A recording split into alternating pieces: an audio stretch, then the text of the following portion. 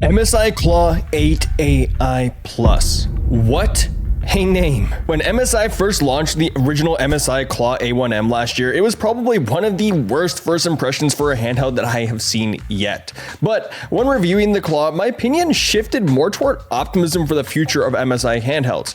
And now, here we are an entire year later with the MSI Claw 8AI Plus, a new iteration of the MSI Claw that promises more power, more RAM, and just more all-around improvements.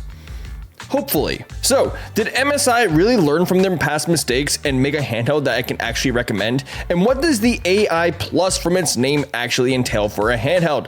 Let's find out in today's review. Inside of the box, you get a charging brick, legal papers, the handheld, and a cardboard stand. No idea what's up with the cardboard stand trend lately with these handhelds, but I think a kickstand or a dock is obviously superior. But of course, you have to buy a dock separately. But seriously, with the prices these things are commanding lately, I would like to see a stand or a dock or something of substance included in the box. Come on, guys. What are we doing here? At least the stand that came with the ROG Ally X was molded and branded, but I digress. My initial first impression of the MSI Claw 8AI Plus was, wow, what an interesting color they chose. MSI calls this color Sandstorm. It's this unique beige color that sort of reminds me of the color commonly used on pickup trucks and SUVs. It's definitely memorable and helps it stick out from the competition, which is what I think they were going for here. But I could also see it being a little divisive. The second thing I noticed was how the grips on the back were not as thick as I expected them to be, but felt grippy enough due to the grooves that were engraved on the backside of the device. The 8AI Plus is pretty hefty feeling too. I mean, it comes equipped with a big 8-inch 16x10 1200p LCD display and a bigger battery, so I can see why. And yes, it is unfortunately not an OLED display, but the display itself is still pretty good. It's 120Hz, has a variable refresh rate, and reaches a peak brightness of 500 nits, so all the basic necessities for a handheld display in this market segment are present here. Although, for $899, I would expect a bit more, to be honest. The face buttons are similar to the ones found in last year's MSI Claw A1M, which glow with RGB and sync with the two joystick rings. There are also two clicky buttons on the back of the device if you wish to use them. The click is also very satisfying. MSI also changed the joysticks to be a bit looser on the Claw 8AI Plus, which is debatable if it's an improvement or not. But at least they are still Hall effect joysticks, so you won't have to worry about stick drift. The bumpers on the 8AI Plus are also an improvement over the original design, as they are not as mushy. The D-pad is improved as well, but I always state I don't use the D-pad often, so I'm not the one to be the judge of that. Also, a new feature for the 8AI Plus is a second USB-C port on the top of the handheld. I assume for easier docking or maybe an external GPU if you wish to use one. And MSI retained the micro SD card slot, headphone jack, and fingerprint scanner as well, which for some reason always stops working for me on all my Windows handhelds that I have. Oh, and one more thing.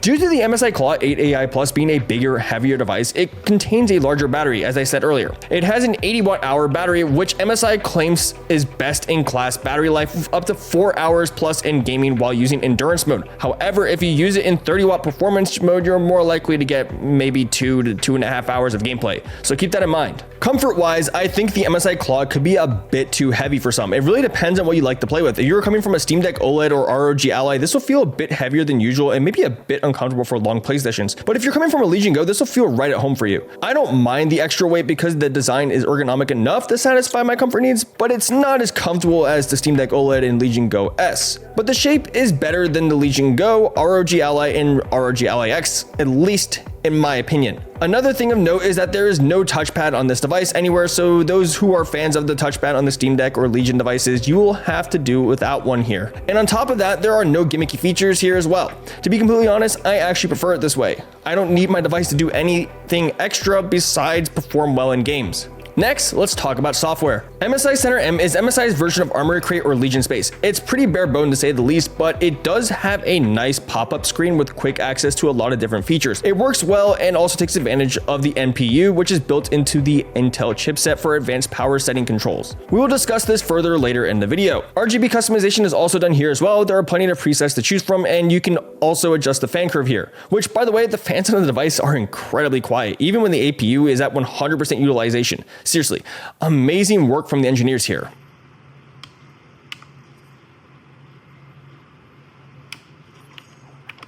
MSI Center M also integrates Xbox Game Bar now as well, which is a nifty little feature. But of course, the MSI Claw is still running the full bloated version of Windows 11. Some people love that while others hate it. But I'm tired of sounding like a broken record here asking for Microsoft or Xbox to make a de-bloated version of Windows for gaming, yet I still feel the need to ask for it in every Windows handheld review I make, so I hope the day comes where I don't have to ask for this ever again. Of course, I could run Baze or Linux on here as well, which I made a video on running Baze/custom SteamOS on my Legion Go already, but not everything is perfect with that, so if you are curious on how that went, I will link that video up here and in the description. But before you leave, drop a like on this video and hit that subscribe button and make sure you bookmark it so you can come back to it later. But moving on. Now let's briefly discuss the specs and then how the gaming experience is on the MSI Claw 8 AI Plus. The MSI Claw 8 AI Plus comes equipped with 32 gigabytes of LPDDR5X RAM clocked at 8,533 MHz and an Intel Lunar Lake Core Ultra 7 APU equipped with the latest integrated Intel Arc 140V GPU. Having 32 gigabytes of RAM on this device helps with making it a bit future-proof in my opinion. A lot of games coming out use more and more VRAM, so it's just nice to have one less variable to have to worry about when it comes to performance.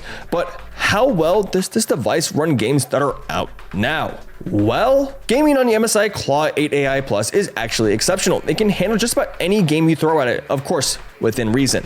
I am not here to do a full technical review of the handheld, but I will share some of my gaming experiences with you all. Marvel's Spider-Man 2 runs really well after it was patched a few times. You typically stay above 30 FPS when roaming around the city at 1200p and XESS set to quality.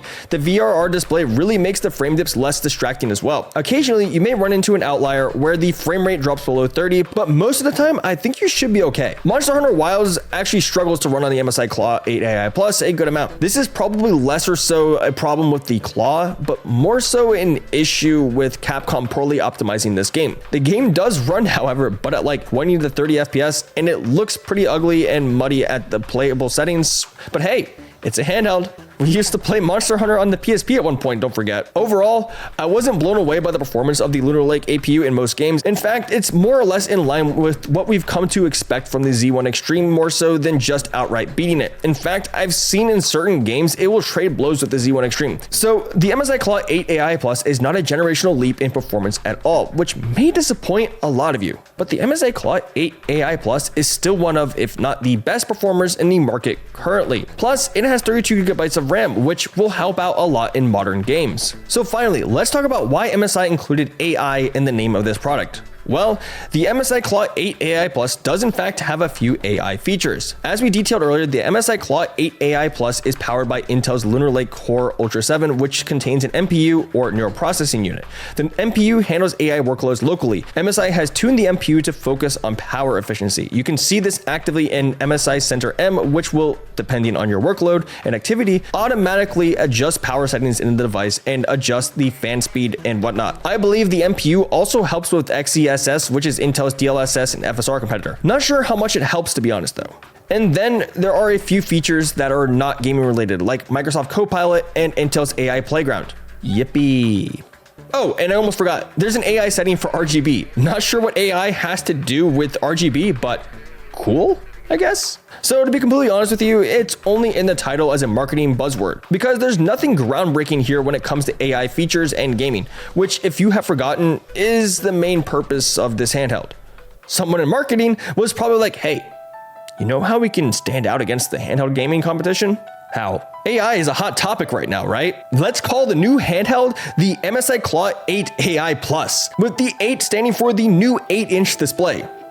But what does the plus mean? The hell if I know. But on a more serious note, even if AI was put in its name for marketing purposes, I took a poll on Twitter and YouTube, and the majority of you have never bought a product for AI features. So yeah, I don't know what to tell you here. Also, on top of all of this, these same AI features were present on the previous MSI Claw, so once again, the AI aspect of the name really does nothing for me here. But on the other hand, if MSI could develop a feature designed to automatically optimize your game settings when playing it with different power settings, it would be huge. One of the more annoying things about PC gaming, especially on a handheld, is optimizing your graphic settings. If this is possible, it would make gaming on a handheld much more console-like. MSI, if you are watching this, Please make this happen. But regardless of what I think of the MSI Claw A1M Plus and its features, $900 is still expensive for a handheld, especially when performance isn't a generational leap over the Z1 Extreme. 32GB of RAM makes that hard pill a little bit easier to swallow, but even still, I think for $900 there should have been at least a case included in the box. I also feel as though an OLED display could have been justified here and maybe some more storage, but regardless, I think the 8-inch 1200p display at least matches other handhelds in this price range. But at the price of $900, I think the MSI Claw A1M Plus is still a bit of a tough sell for the average consumer, but maybe not for the enthusiast. I could see an enthusiast justifying the price tag to get the best of everything, but even so, the ROG Ally X is a compelling option as well. The Ally X may have 8GB less RAM, a smaller screen, and lack Hall effect joysticks, but the performance is about the same and costs $100 cheaper,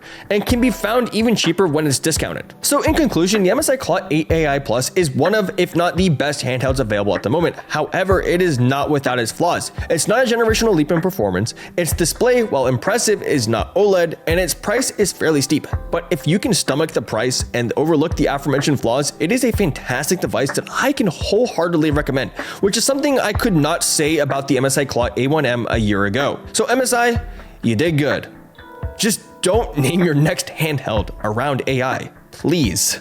Trust me, your target market does not care that much about AI. That's going to do it for today's video. If you found this video informative, leave a like and subscribe for more handheld reviews and tech related videos. Also, you might as well hit that little bell to be the first to know when my next video comes out. This has been Killer Cam. Thanks for watching and see you in the next one. Peace.